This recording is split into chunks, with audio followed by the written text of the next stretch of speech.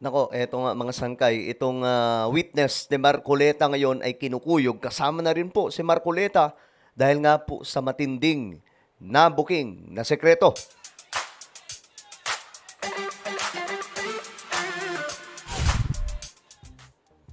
Hello guys, what's up? This is me. I'm back for another vlog today. Kamusta po kayo mga kababayan? At ito nga pag-usapan po natin ngayon mga sangkay, itong witness na ito, no? Na ngayon ay talagang namang nabisto na gawa-gawa lang pala mga sangkay yung kanyang testimonya. Anyway, bago tayo magtuloy-tuloy o magumpisa sa mga hindi pa po dyan nakakapag-subscribe, tayo po ay malapit na makarating sa 2 million subscribers. Kaya naman, kung ikaw ay hindi pa po nakakapag-subscribe, makikita nyo po yung subscribe button sa baba ng video na to.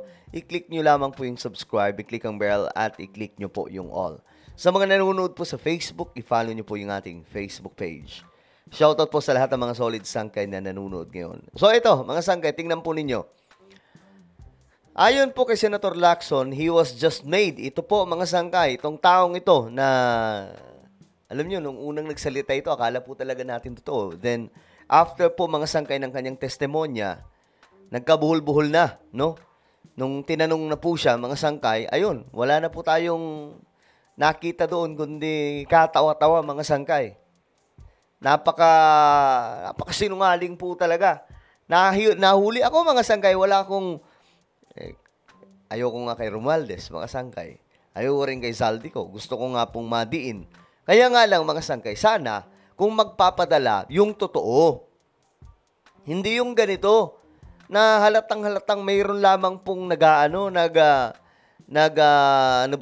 nagsisignal. Halatang may kumukumpas lang eh. You know, he was just made to sign a prepared affidavit that he read during the committee hearing, and by whom? Sino ba? Mga sangkay nagpadala. Di ba, mga sangkay?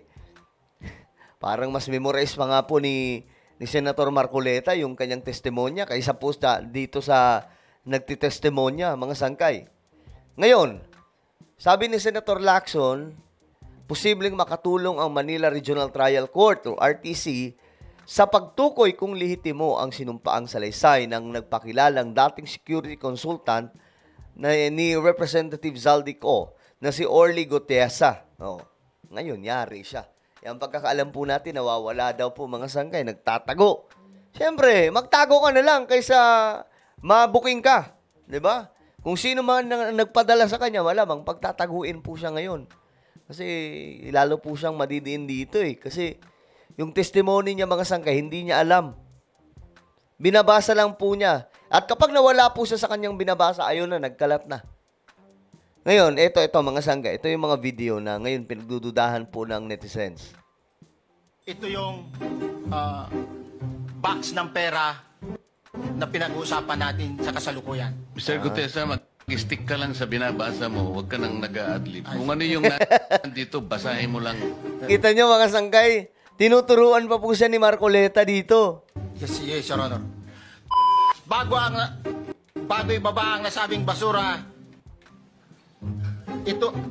Merong napuputol sa binabasa mo eh. Guys, kita nyo mga sangkay? Parang magtaka ka na lang, parang ang nagsulat po nito, parang si Marcoleta. Kasi alam po niya mga sangkay, di ba? Imbis na makinig na lamang po siya, teka, parang may alam eh. Tapos ang nilalaktawan pa, yung patungkol pa kay Martin Romualdez. Huwag kang magmadali. Huwag kang magmadali. Naputol na. Ulitin mo yung paragraph 20. Hindi ko makita na putol na. Kita nyo mga sangkay? Hindi po ba? Parang kaduda-duda po talaga ito mga sangkay. Okay, nilapitan siya ni Marcoleta. Ayan o. Nilapitan siya para turuan. Hindi po ba mga sangkay masyado po itong halata? Ngayon, ito na ang nangyari. Ayan po mga sangkay. Pumunta mismo sa kanya si Marcoleta eh. Ba't madali? Kung ano yung nakasulat, yun ang babasahin mo. Alam mo, natatawa na lang ako kay Sir. Ngayon, ito yung balita tungkol dyan.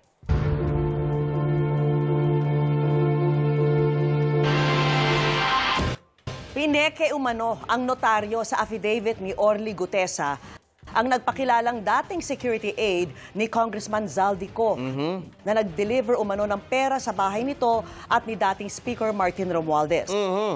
Ayon po yan kay Senador Ping Lacson na iniutos ng i-background check si Gutesa. Bigla kasi umano itong iniharap sa pagdinig ni Senador Rodante Marcoleta ng walang abiso. Nakatutok si Joseph Moro. Ito na. Mabibigat ang mga pahayag na binitawan ni Orly Gutesa na nagpakilalang dating security aide ni Ako Bicol Party List Representative Zaldico sa Senate Blue Ribbon Committee. Saksi daw si Gutesa sa paglabas-masok at pag-deliver ng mali-maletang pera sa bahay ni Ko tulad ng nanggaling kay dating ACT-CIS Party List at ngayon Benguet Representative Eric Yap. Nag-deliver din daw siya ng mga maleta ng pera na tinawag niyang basura sa bahay ni dating House Speaker Martin Romualdez. Humigit kumulang 3 beses ako mismo ang nag-deliver ng basura Grabe, sa bahay lupit. ni Congressman Zaldico at sa mga bahay ni Speaker Romualdez sa Taguig. Itinanggi na ni Romualdez at Yap ang aligasyon. Si Ko itinanggi rin na may tinanggap na pondo mula sa anumang proyekto ng DPWH. Pero ang affidavit ni Gutesa na binasa sa Senado, naku-question ngayon. Ang notary public kasi na nakapirma sa affidavit na si Atty. Pechi Rose Espera, sinasabi ngayon na hindi raw siya nagnotaryo, lumagda o lumahok sa paggawa ng affidavit ni Gutesa. Ayon kay Senate Blue Ribbon Chairman Senator Panfilo Lacson, palsipikado rin daw at walang otorisasyon ang pirma nito at ibang detalye sa notaryo. Kita nyo na? Ninonotaryo ang isang dokumento para maging publiko ito at magamit sa korte. Personal na pinanunumpaan ng isang affidavit sa harap ng abogadong nagnotaryo nito. Pinuntahan namin ang opisina ng Espera sa Maynila para kunin ang kanyang pahayag pero wala ito roon ayon sa staff na nakausap namin. Grabe, no? Pineke lang. Pambira. So, sino man nagpadala nito, mga sangkay? Di ba? O ngayon, ito, todo tanggol.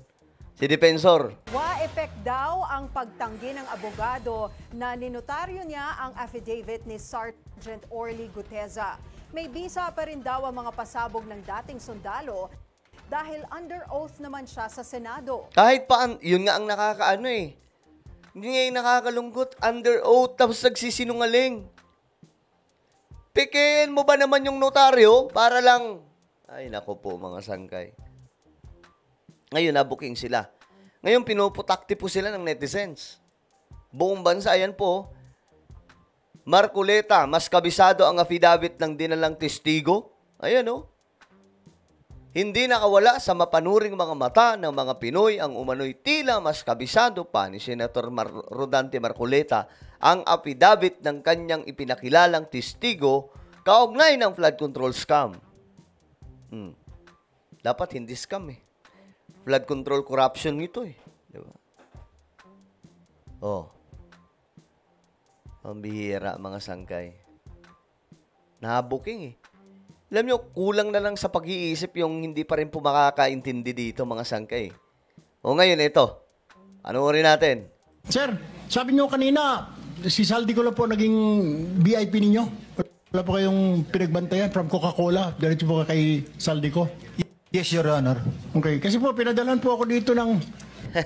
Unang kasinungalingan mga sangkay. Kay Zaldico lang daw po. Pero ito, matindi. Sa Malacanang po ito, mukhang ang background po sa inyo pong biodata. Meron po ditong background, work experience. Kayo po ito eh. Master Sergeant Orly Gutesa. Tama po, Philippine Navy, retired. Yes, Your Honor. Experience nyo po, enlisted personnel, Philippine Marine Corps. BIP Security, BOC, BIP Security, OBP, BIP Security, Presidential Communication Operation Office. Ayun. BIP Security Bureau of Correction during my active duty in military service, sir. Sabay ganun no? Sabay ganun. Sabay ganun. Ayan po mga sangkay, kaduda-duda talaga Kita nyo. Work experience. Security detail to Customs Commissioner Faeldon. Alam po natin yan, kay PRRD yan. Puro kay PRRD yan, Security, ito, Martin Andanar. Security ni Martin Andanar, 2018. Security din po ni Chief Bantag. Security din po ni VP Sara Duterte. My goodness. Ngayon, bistado. Yun lang. Pambihira. Pero kayo, mga sangkay, ano sa tingin nyo? Kanino ba talaga? Sino kaya ang gumawa ng script ng kanyang peking testimonya? Comment down below. Meron po tayong YouTube channel, Sangkay Revelation. Hanapin nyo po ito ngayon sa YouTube. Kapag nakita nyo na, i-click nyo po yung subscribe, i-click ang bell, at i-click nyo po yung all. Ako na po ay magpapaalam. Mag-iingat pong lahat. God bless everyone.